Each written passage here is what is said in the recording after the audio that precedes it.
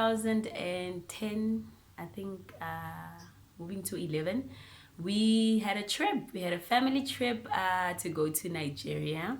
And I was so glad when they said that I can tag along. So yeah, they said that me and my brother can come, but my little brother had an issue. So this is how, the story panned out. We were told, hey guys, we want to go to Nigeria. You guys interested in coming with us? Ooh, I was the first to jump. I said, hey, count me in. My little brother was just adamant on saying no. So now he doesn't necessarily have a reason why. So I got to find out the reason why. Apart from food, I asked them, I'm like, Vikanyo, why are you not going? Because I mean, this is an opportunity to go abroad, see another country, get to know their culture, how they are. I mean, it's about traveling, it's about experience. So he refused. He said, we've been watching Nigerian movies for the past how many years, and you know that they are known for that witchcraft. They're very good at witchcraft. So what if I go there and then I come back and I turn into a chicken? So I'm not going. So you guys can go and become chickens, and I'll stay at home. So that was really hilarious. Anyways, I want to bring it down to the journey that we had. It was so much fun, and I want to find out from you, what was the main motive for us actually going there? And the second question is, when you landed at Murtala Mohammed International Airport, how were the officials, how were the people that were working there, how did they treat you?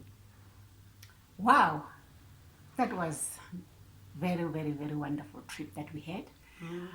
My motive to go to Nigeria is that before we got married with my husband, I asked him about his family, and we tried by all means, because sometimes you need to be realistic. There is what we call reality.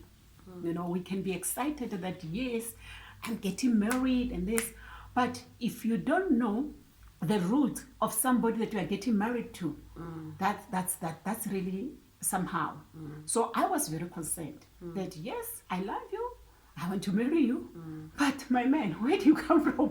Who are your parents? Where's your home? Because me, I don't want to be one of these women that get married for the sake of just being in love with Nigerians. No. As you say, I am your wife. Your uncle will be able to come and attend the wedding. Thank God to that. But I am going to your home as soon as we finish the wedding. If that is a promise, it shouldn't be a promise but a vow. But my husband promised me that no problem, as soon as December we will go home, because he was here for almost 6 years. He has never went home, and he was not comfortable to go home. And I stood my ground and said, man, we are going to Nigeria. Whatever you are hiding there, I want to see you. If you are a ghost, I better see the right ghost here. So then we agreed. Then we left. In December, we went to Nigeria. We could not even, wait for that trip. Guys. Yeah, that was her first time in a flight. Yes. Am I right? Yeah. Yes. So the little boy said, I'm not going there. My boy likes food. And well, as people has just highlighted some of the things.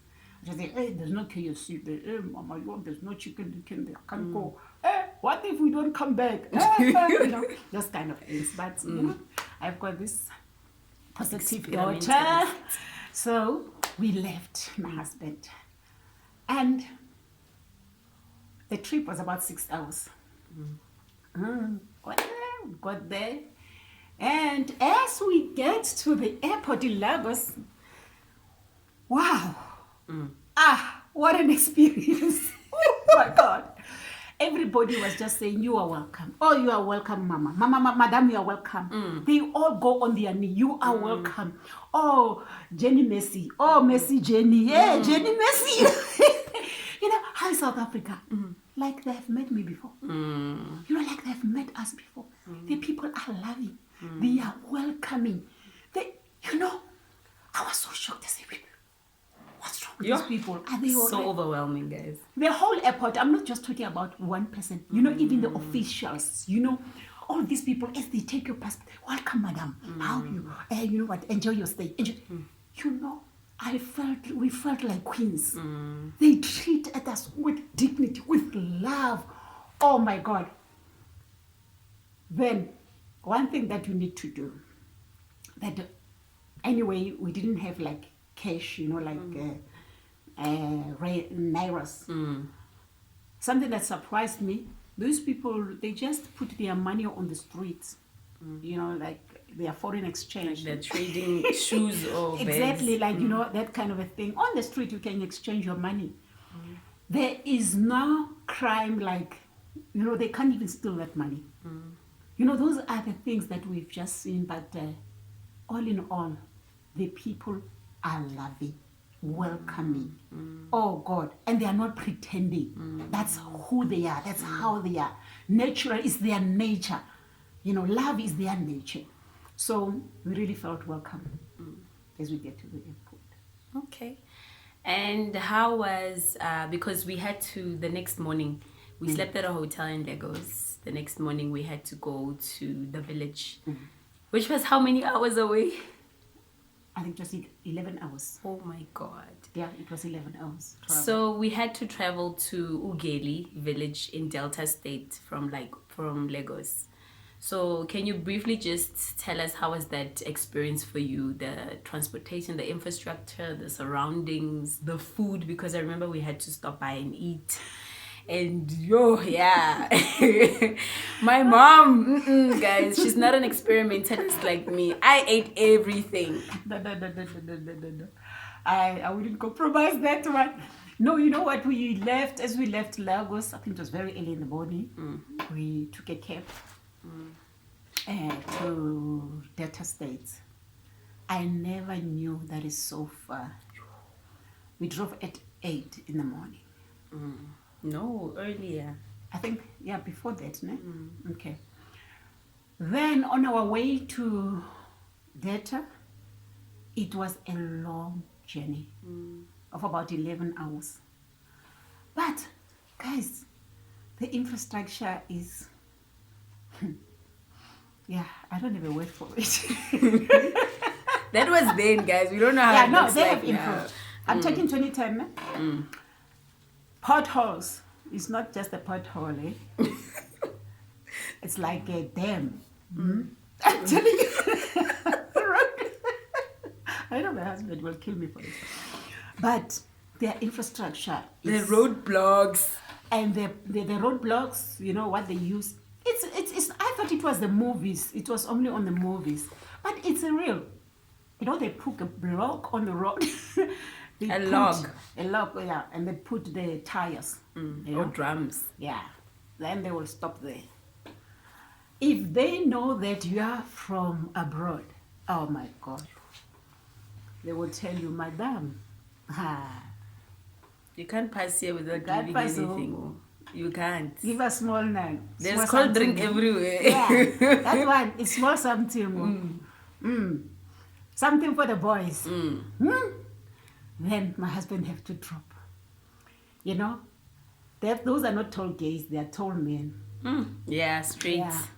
So there were so many of them. But now, the funny part was when we have to stop somewhere, they said they want to buy food. I could not understand whether it's a shack or it's what. Mama put you something. That's what they call them. Then we went there. Oh my God, the driver and my husband and my daughter, they were just there. First thing, I saw them having snails. There was this person who was selling snails. Oh God, I was just so grossed out, guys. Mina. Oh, this one was just eating. You know worms? Here is masonja. No, not masonja. I even ate the maggots, the cockroaches on the steak. The ones that were... They were fried. They were my fried. God. This on one, a kebab was steak. just, you know, it was a kebab blood, you know, but it was still alive, a little bit, you know, don't have grilled it, whatever. People was just eating. I was starving. But because I can't eat anything anyhow, I pretended to be full. So they ate from that place. We drove. The other thing, you don't want to know, the worst part of it, when there's a convoy, the driver decides, he will use the oncoming traffic road. Yep. Face the oncoming, just hooter, and they will give him the way. Wait. God, We were screaming. I'm gonna get to that place alive. My husband said, cool down. Calm down. Cool down now. We know what we're doing. I said, oh my God, that car was just pushing. Bam, bam. You know, there's the issues of ours, you know, traffic laws, when you traffic gate, there's nothing like that. It's a hooter one way. You see your mother, your father, everything on the road. It's so hectic, guys. You can't drive in Nigeria. I'm a driver. I'm a first driver. I swear I will never drive in that country. I won't make it. I won't make it at all. I don't even want to try. Believer. Yes. So, but we drove there. We got there in the evening. In Delta. No mid. Yeah. So that's when we met our brother-in-law. He was waiting for us. Brother Tafe was waiting for us. And he took us to the hotel in Ukile. Yes. Yes. And brings me to my second question, which is when you got to the village, because now you're out of, Lagos, cosmopolitan area, you're into like the village. So it will obviously be a different scene. What was your first reaction when you saw your surroundings around the village? What did you like? And we had to go and meet Daddy-O's family. How were they? How did they treat you? How did they treat me? How was it? How was the atmosphere when we met Daddy-O's family? I remember that night. No, but the first impression was about his brother-in-law. I mean, his brother, my brother-in-law, brother Dafe. Oh, he was so welcoming. He was so excited to see us. And anyway, we said, no, we will meet the whole family the next day. So that morning we woke up. I was so scared, guys. I was so scared. You know, that excitement. You know, when you have to meet your in-laws. No more blah, blah. Nah, no more baby. You know, I was just saying, God, I don't know what will happen. Because, you know, those people are too cultural, eh? Even if they love the Lord and they are Christians, but they follow culture. You know, sometimes they will tell you, no, you have children. We didn't bargain for this, you know, things like that. So my biggest fear was about my children. You know, I said, you know what? I am not going to hide my children because they are my life. And as long as my husband has accepted them, if they don't accept them, as long as my husband has accepted them, I am fine with it. But that wouldn't have given me peace because, you know, there's nothing that is so good that, getting along with your in-laws, you know. So my husband, you know, asserted me and said, you know what, baby, don't worry. My family is good, but I know that I don't know how will their reaction be. You know, I don't know. I don't want to promise you things that, you know, we won't get when we get there. So, but cool down. That's my husband for you. If you can say cool down, he's finished. So, anyway, that morning we woke up, we went there, and we didn't tell them what time we are coming because, you know, oh my God, village people. I'm telling you, if they know that you are coming and you are coming from abroad, they call everybody. And it's not just for you to say hello, it's also party money, everything. So my husband said, we're not going to tell them what time we are coming so that we can have few people. I think it was in the afternoon when we got there around just after 3. Oh my God. As we enter, my mother-in-law cried, holding her son like that. Woo. That was so emotional. It was so emotional, guys. You haven't seen your son for about 7 years. Here he is. You know, the sisters were there. Everybody was there. They were so happy. Screaming, crying. Hey, neighbors started coming. You know, me and my daughter, we are just standing on the side. We are just, We're observing. Spectators. Spectators, like we are watching the movie now. Praise Araswe. My husband is Araswe. His name is Araswe again. Araswe. Oh, they're all crying. They're holding him. Just looking. Just give me a sign language. Then, I think for about 10 minutes. By that time, the yard, people are just coming. People are just coming. Getting packed. Oh my God.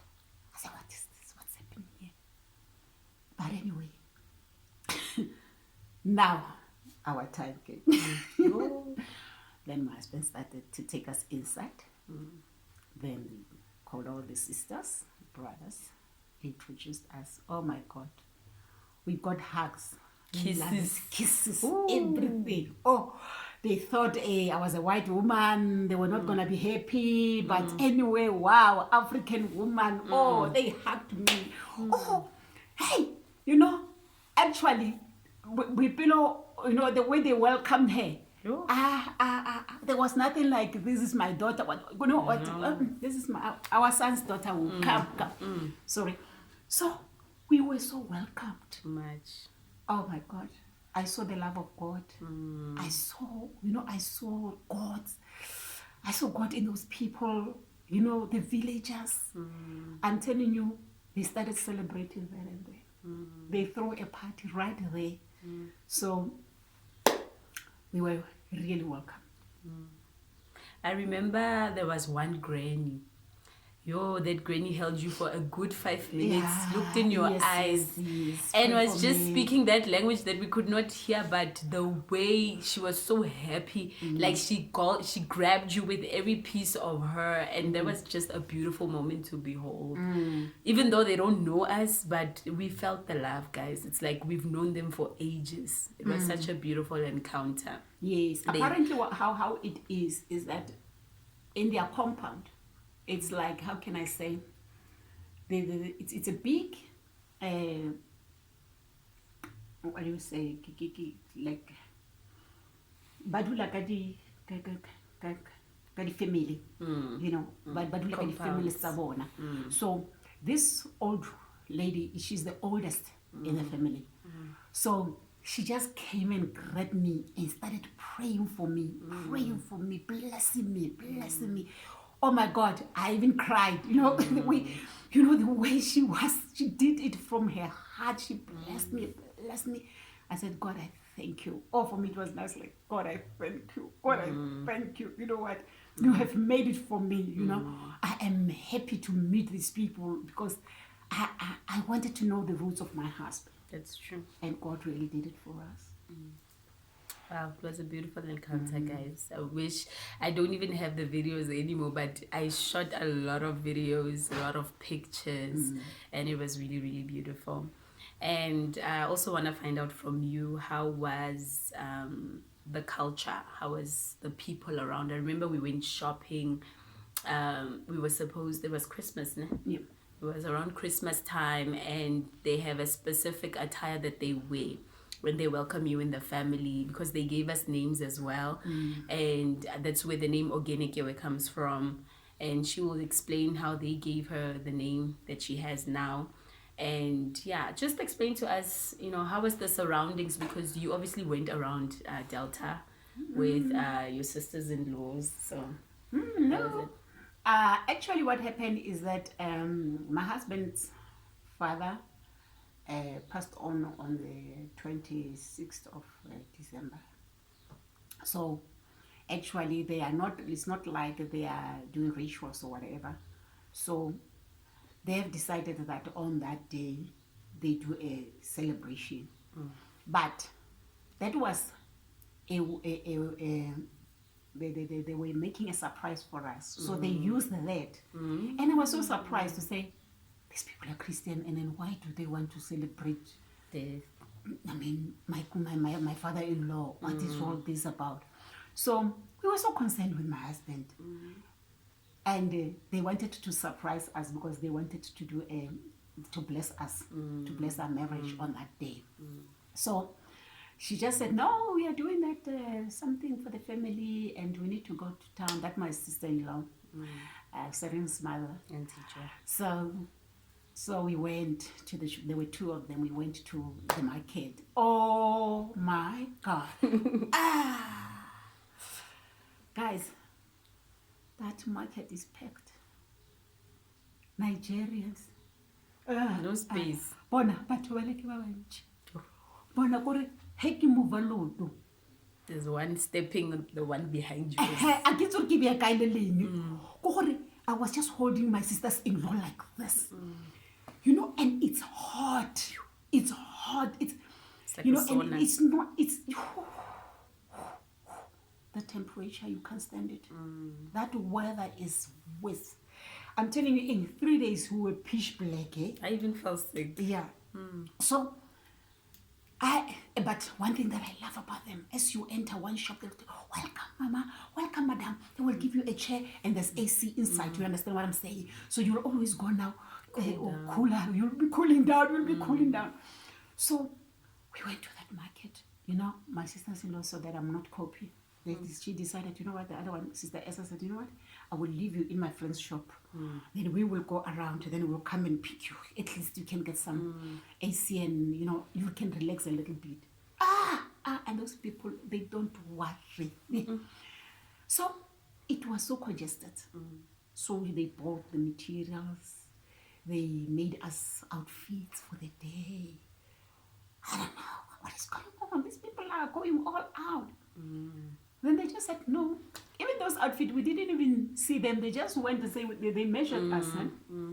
Then back to the hotel. In the morning, we will come and be with them. You know, they will cook for us. We will eat shahri. We will eat amala. We will eat egusi soup. We will do banga soup. There's no cereal in the village, guys. There's no First thing cereal. First thing in the morning is the amala, is the goose, is everything. No Beans bread. with rice. No bread. Moi, all those kind of things. So, but me say, baby, no, we can't live like this. I think now we need sorrows. We need sorrows, we need something. Then we have to drive to Wari. It's like driving to Joburg to go and look for an African, like our what do Normal, they call? just cereals. No, there's a name for that shop. I don't remember it. No, how they call it, you know? ShopRite. No, not the name of the shop. You know, how contemporary shop, whatever. I don't know. That's funny. You know, Nigerians, they use this big English, no? And you will laugh. Big grammar. Yeah. So I went to that shop where there's all these things, like cereals, butter, you know, like cheese. You know, imagine Pretoria to Joburg. There's not any other shop like that. Oh my God, I say this kind of life, I can kill myself. So we went there, we bought whatever we want, even ice cream. Oh, you know, we were so excited. So, wow, at least we feel like we are home now, you know. Yeah, so at least in the morning we could eat breakfast, you know, like a normal breakfast. Yeah, then we can join the shahi and all those later, fried rice and all that, jollof rice later. But that's, yeah. Okay, yeah. So, did you experience any form of dislike or xenophobia, discrimination? Because you are a foreign national in their country. And were there any talks about the xenophobia? Why is this happening to our brothers and sisters? You know, did you have any, you know, topics like that with the family? No. They didn't ask anything, you know, because those people, they are full of love. And they actually, you know, that when we went there, it wasn't that drive, you know, so it wasn't that drive. So for us, we didn't realize anything, you know, they were all, you know, pouring their love, you know, they were so welcoming, and there was nothing strange about them. They can only ask you about our politics, you know, they will ask you about our former president Zuma, about the wives, all those things, you know, those were the things that we were talking about anyway. So, but coming to xenophobia issues, no, I didn't even feel that at all. What was the one thing about the culture of visiting Nigeria that you found very baffling? Like each time maybe you'd knock at a neighbor's door or a friend of Daddy-O's, because we had to visit all these many houses. What was the one thing that you just couldn't stand? One thing that I couldn't stand was food, guys. Oh my God. Every house you enter, before they can introduce, those people put the pot on the fire, they cook for you until you are welcome. What can we offer you? The hospitality is just so, I don't know, on point, guys. But the problem is that if we visit 4 houses, oh my God, 4 families, you have to eat in each and every house, and you can't say no. No. I remember we went at my husband's bishop's place. Now, it's an old woman. Ooh, Mama said, I could not wait to see your wife. She blessed me. She brought this food that was amala and dodo, something like that. My God, that thing was chilly. And I had a problem with ulcer by the time. He said, my daughter, you are going to eat this food and you are going to finish it. I'm trying to dodge the food. I look at myself. Okay, no, my husband said, she can't eat chili food. What? I said, for where? See, my daughter, you listen to me. You go eat this food, that asa go run away. I look at this old woman. I said, oh my God, wow, what have I put myself into? I have to eat that. But believe you me, throughout my stay in Nigeria, I never had ulcer problem. So I have to eat that food. We went somewhere again, food. So that's one thing that really baffled me. And I said, God, South Africans, they can't even give you a glass of water. No. They wait for you to leave. I said, I don't want to go far that one, but those people are loving, and they really offer everything. They will buy you special cold drink, the soda, as they call it, soda, and hot as it is, you'll enjoy it. And if you never really met Daddy-O or gotten married to a Nigerian or a foreign national, would you have personally taken the trip to Nigeria? And would you advise somebody to travel alone or to travel with somebody? All right, yeah. I think I would have been to Nigeria because we had our church is an international church. I've been to Uganda several times because of the church. And I remember the trip to Nigeria, it was in 2009 early, and I didn't go.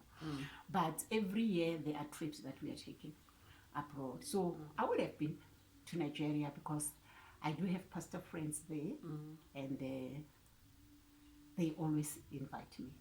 So I would have been there. But yeah, one can travel to Nigeria, but I wouldn't advise to go there alone. Why?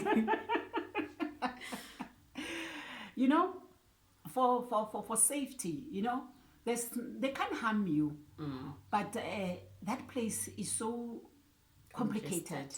It's very complicated, very complex, and it's a busy place. So you can get confused. So it's better that that even if you leave South Africa alone, then you can meet somebody at the airport. Like me, I went to Nigeria more than five times. More than 5 times alone. So there's a lady who come and pick me up at the airport and go to the hotel. I do what I want to do in Nigeria, then I will meet my in-laws, then come back. I go there. For me in Nigeria, it's home, man. I can go there. But the first thing they will know that you are not a Nigerian. They will not, and let me tell you how they recognize us.